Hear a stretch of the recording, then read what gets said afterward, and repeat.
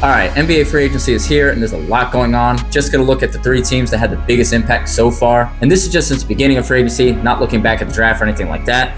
First team I want to look at, the Denver Nuggets. Denver retooling here and doing a good job of it, sending out Michael Porter Jr. for Cam Johnson from the Brooklyn Nets. Like that move a lot. Add some more three-point shooting from Cam Johnson, one of the better high-percentage three-point shooters in the league. And that's what getting shots in Brooklyn with no help. They'll get better looks with Jokic in Denver. Moving on from that, they bring back Bruce Brown, who was on the championship team before. They trade for Valanciunas, who I love, a big man center who can spell Jokic when they need to. Also a good shooter as well. And then they add Tim Hardaway Jr. for some sporadic off-the-bench shooting.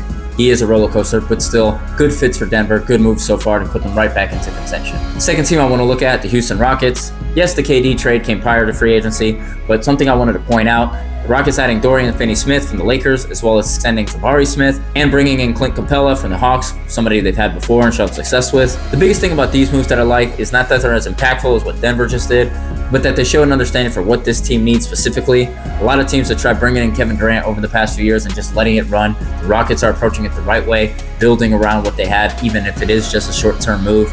And then extending Jabari Smith, who they chose to keep over Jalen Green. I would have went the other way, but nonetheless, they have Smith paired next to Kevin Durant, see if he can learn anything, see what happens, but good moves for Houston so far.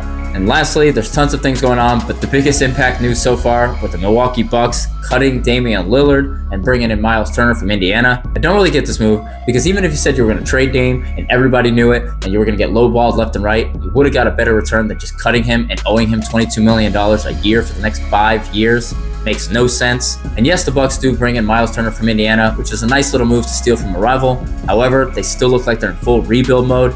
Not sure what's going to happen with Giannis, but let's just say he stays for the moment. Got rid of Pat Connaughton to the Hornets and lost Brook Lopez to the Clippers. Aging player, but nonetheless. The Bucks are clearly in rebuild mode, trying to get younger, getting rid of Dame, getting rid of Middleton, but it just makes no sense to cut Dame. Not sure where he ends up. Maybe Miami. I know there's some rumors he wanted to be there, but he doesn't have to take a lot of money now that he's getting paid by the Bucks for the next 5 seasons at such a big mark at $22.5 million. Lillard can take less money to play for a contender, which is what I think he will do. Not sure where that'll be, but just saying. But if you're Milwaukee, adding Miles Turner was a nice touch, but you still have a lot of work to do to keep Giannis happy if you plan on keeping him.